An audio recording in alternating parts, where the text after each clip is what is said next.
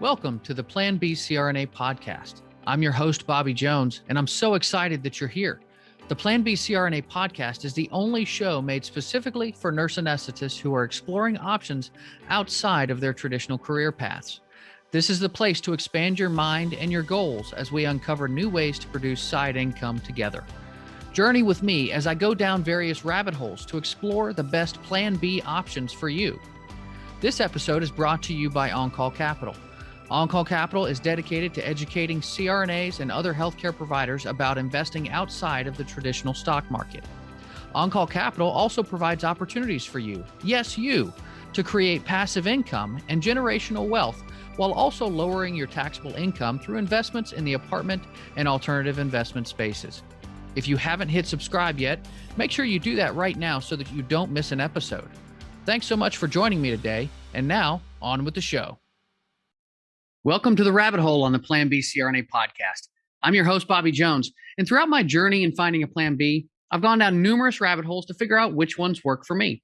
And since I've done some of this research already, I only think it's right to bring that information to fellow healthcare professionals to help aid in your search.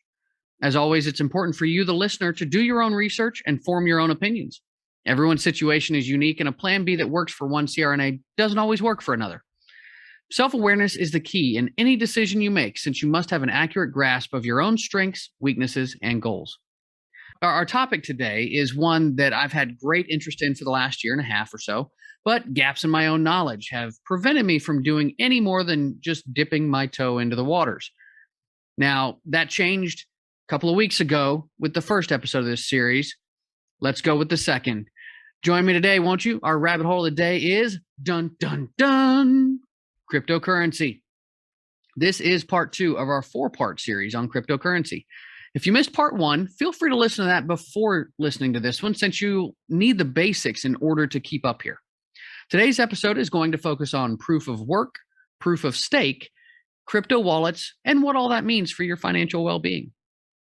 Now, if you'll remember, a blockchain is a distributed database that is shared among the nodes of a computer network.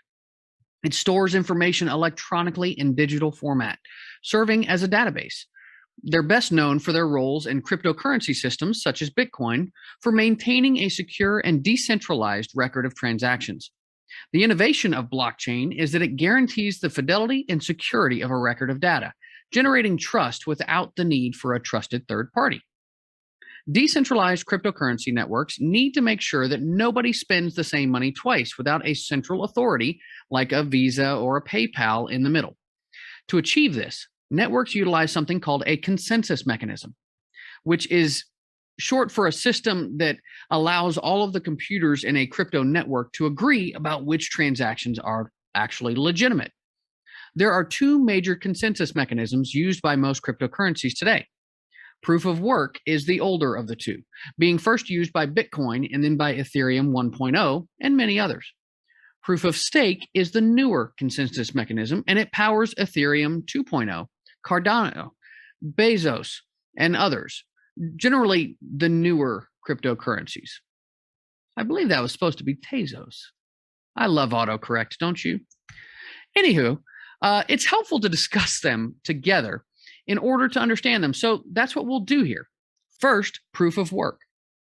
Proof of work is the original consensus mechanism, and it's called proof of work because the network itself requires a large amount of processing power.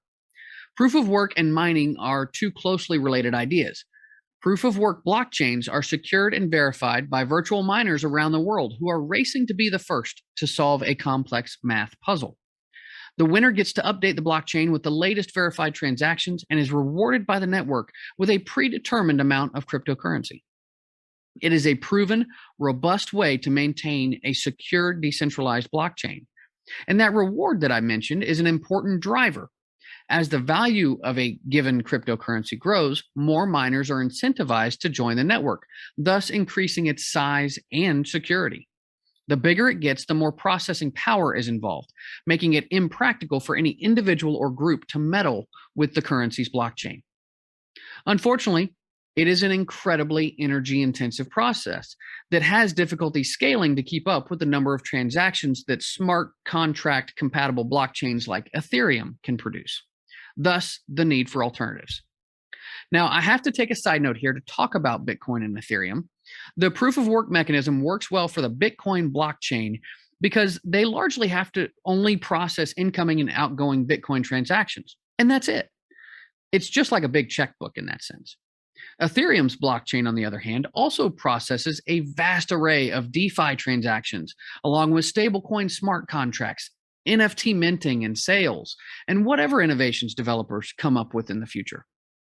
Ethereum is an open source platform, and it's the home to more than 3,000 decentralized apps, or dApps. This level of malleability has propelled Ethereum to the second spot in cryptocurrency popularity, representing about 18% of the overall crypto market cap.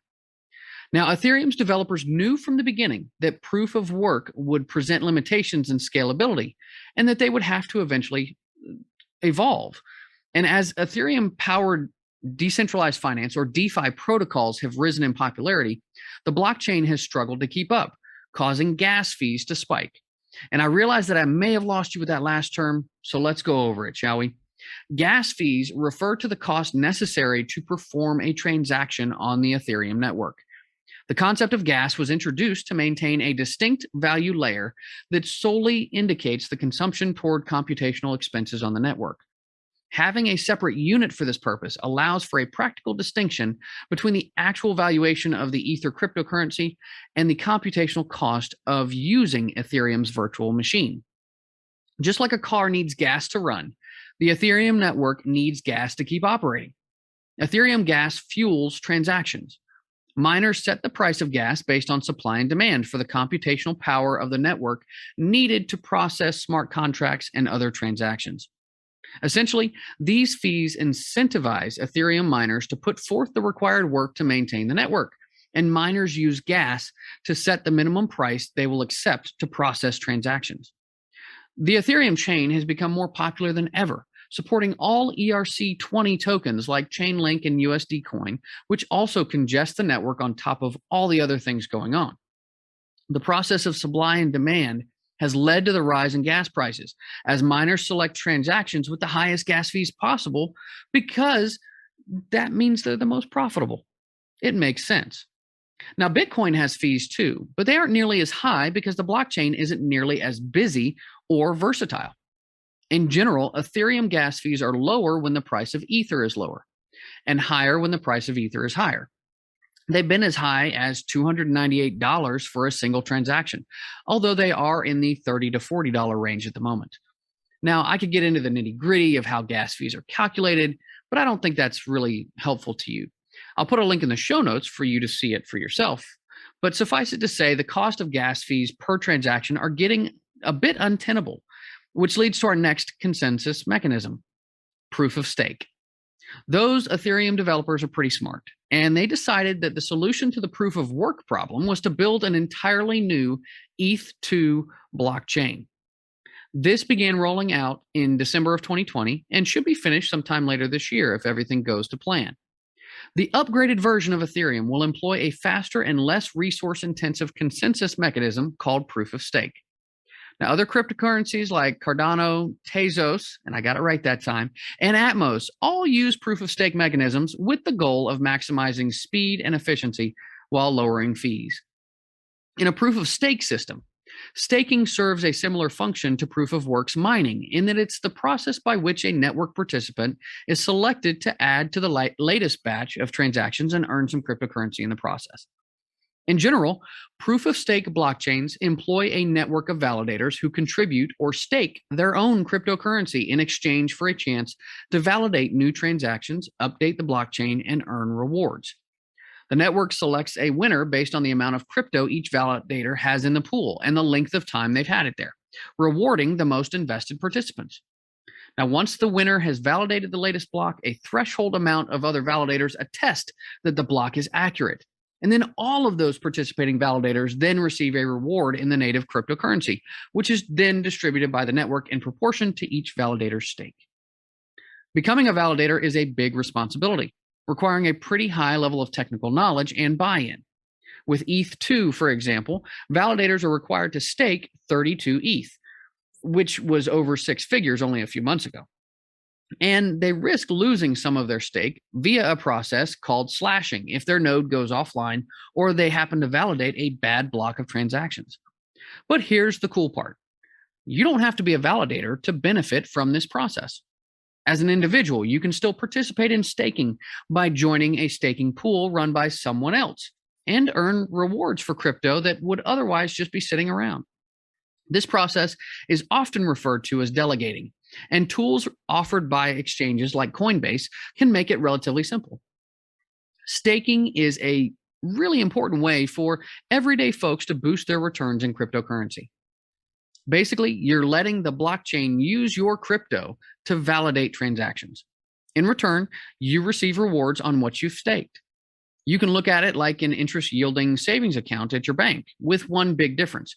Interest accounts at your bank tend to be very, very low, while you can make often 10% or more with crypto staking.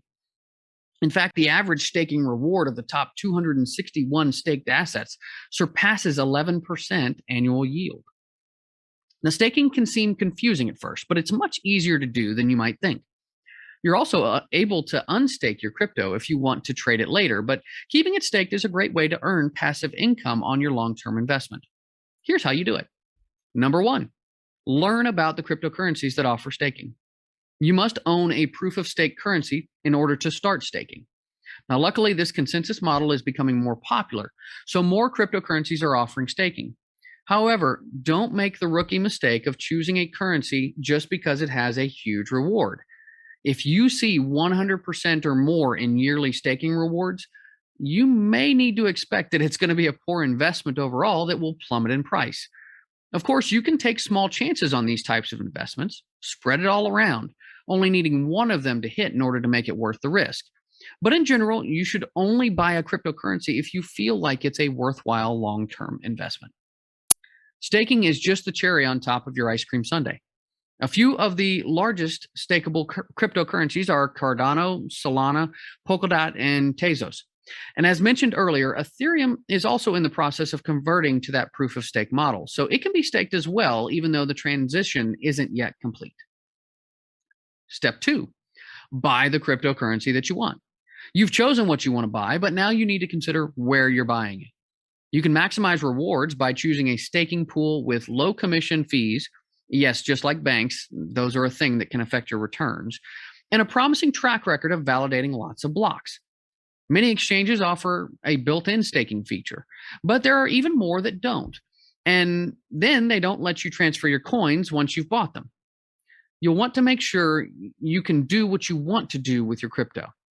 Now, I suggest sticking to exchanges that give you full control of your cryptocurrency, like Binance, Coinbase, and Kraken. Each of these exchanges offer staking with some of their cryptocurrencies, so you can stake what you buy in a few mouse clicks. You'll also have the option of transferring your coins if you want to stake them somewhere else with greater returns. There are dozens of websites out there. Now, number three, it's time to stake. As mentioned, some exchanges have a staking page or option on your portfolio. If you're not sure what you're doing, you can always review the help pages here. Another option is a staking pool, which consists of funds that investors have pooled together to earn more staking rewards. To stake through a pool, you typically need to transfer your coins to a crypto wallet first. Then you can choose a staking pool and send the coins there through your wallet. It's always a good idea to research how staking works for your specific cryptocurrency so that you can choose the staking method that works best for you and offers the most rewards. Of course, there are risks with staking. Cryptocurrency is volatile, so drops in price can easily outweigh the rewards you earn. Some coins require a minimum lockup period where you can't withdraw your assets from staking. Then, if you still want to remove it, you'll likely face a specific waiting period for each blockchain before getting your coins back. There's also counterparty risk of the staking pool operator. If the validator doesn't do its job properly and gets penalized, you lose out on those staking rewards. And lastly, staking pools can be hacked, resulting in a total loss of staked funds. Since the assets themselves aren't protected by insurance, there is little hope of compensation in that event. So as you can see, staking is a good option for investors who are interested in generating yields on their long-term investments and aren't bothered by short-term fluctuations in price. Pretty cool, right? This brings me to our last topic of the day. Let's say you own a bunch of Solana, but you only want to stake half of it. Where do you keep the ones that you're not staking? More importantly, where do you keep any of those coins in the first place? Well, we mentioned it earlier. This is where digital wallets come in. Digital wallets are used to store cryptocurrency. This is where the public and private keys of a crypto user are kept. Those keys are needed in order to complete transactions. There are two types, public and private. A public key is a cryptographic key that is usually designed to allow someone to send digital coins to an address without identifying the user. It's sort of like an account number or username. When someone has your account number for your bank account, they can send you money, but they can't withdraw funds. And that's generally how a public key functions. A private key is your own information that you use to identify yourself as the owner of the wallet. In banking terms, it's like a PIN or a password. You can use your private key to get into your wallet and see what's happening, sending coins out if you choose. If someone gets your private key, they could liquidate your wallet without a trace. Similarly, if you lose your private key, you lose access to the crypto within your wallet, making it a lost wallet. It's estimated that around 20% of all Bitcoin that's been mined so far is actually held in lost wallets. That's over $100 billion. Now, when you hear the saying, not your keys, not your crypto, that's because some companies like PayPal, for instance, hold the private keys to the crypto in your account. This means that they hold the ultimate control over the funds in your account. And it kind of takes away from the decentralized nature of cryptocurrency. It makes PayPal a middleman, much in the way that a bank is a middleman for your dollars. Moving on, though, there are two main types of wallets, hot and cold wallets. In short, a hot wallet is connected to the internet, while a cold wallet is held offline. Both allow users to store, send, and receive tokens. A hot wallet is often more accessible and can be connected to the platform you trade on, such as a Coinbase wallet.